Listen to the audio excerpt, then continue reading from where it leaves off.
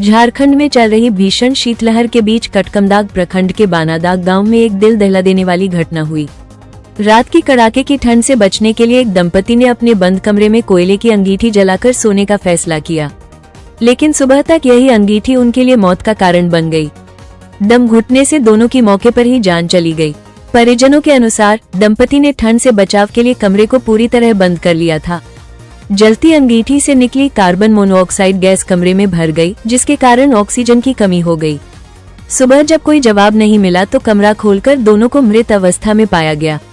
घटना की सूचना मिलते ही कटकमदाग के प्रखंड विकास पदाधिकारी और अंचलाधिकारी मौके पर पहुंचे। हम लोगों को भी सूचना प्राप्त हुई कि बानादाग में एक दंपति के जो अंगीठी जला करके सोए हुए थे अपने घर में, और जिसके कारण दम घुटने से हम लोगों की डेथ हो गया। बहुत ही दुखद घटना है और हम अपने क्षेत्र के सभी लोगों से अपील करना चाहेंगे कि कोई भी ठंड के दिनों में अंगीठी वगैरह जला करके बंद कमरे में ना सोएं, क्योंकि वेंटिलेशन बहुत ज़रूरी है। अगर आप घर में कोयला वगैरह जला करके सोते हैं तो ऐसे होता है क्या कि सफोकेशन होने लगता है, ऑक्सीजन की कमी होने लगती है और आदमी सोया ही रह जाता है, सोए ही उनकी मृत्यु हो जाती है। बहुत ही दुखद है।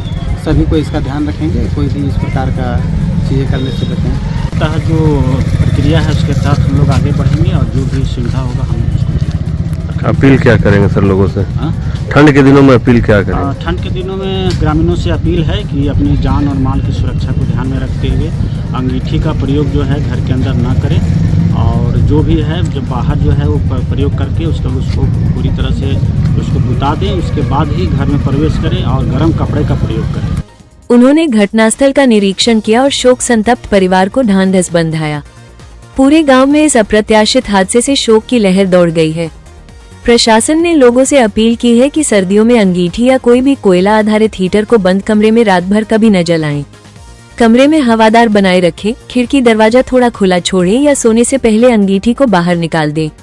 कार्बन मोनोऑक्साइड विषाक्तता से हर साल कई ऐसी दुखद घटनाएं होती हैं, जिन्हें जागरूकता और सावधानी से रोका जा सकता है। ये त्रासदी एक बार फिर याद दिलाती है कि ठंड से बचाव के लिए सुरक्षित तरीकों का इस्तेमाल कितना जरूरी है।